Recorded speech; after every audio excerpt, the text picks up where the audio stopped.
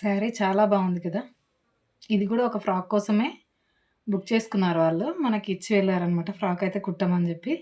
ఈ ఫ్రాకు నేనొక మోడల్ అనుకున్నాను.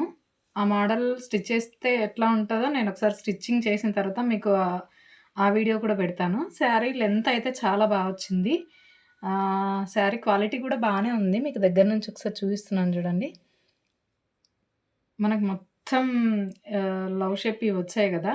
యాక్చువల్‌గా ఇది అంబ్రెల్లా కట్ కంటే మనకి కుచ్చులు పెట్టి కుట్టుకుంటే చాలా బావుంటది. దాన్ని 2 వేస్‌లో కుట్టాలి అన్నమాట. పైన ఒక లేయర్, కింద ఒక లేయర్ లాగా. అట్లా కుడితే చాలా బావుంటది.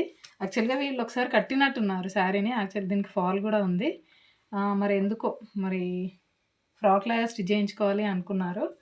అందుకని దీన్ని ఫ్రాక్ అయితే కుడదామని ఫిక్స్ అయిపోయా.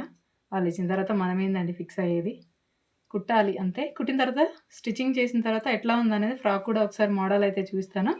శారీ అయితే మనకి 5.5 మీటర్స్ అయితే ఉంది. యాక్చువల్‌గా బ్లౌజ్ కూడా దీంట్లోనే వచ్చింది సేమ్ ఇలానే. అందుకే మేబీ వాళ్ళకి నచ్చకుండా ఉంటది కట్టుకోవడానికి. అందుకని మనకి ఫ్రాక్ కుట్టడానికైతే ఇచ్చిపోయారు. శారీ వచ్చేసి మీషోదనమాట. Meesho sari into long frock.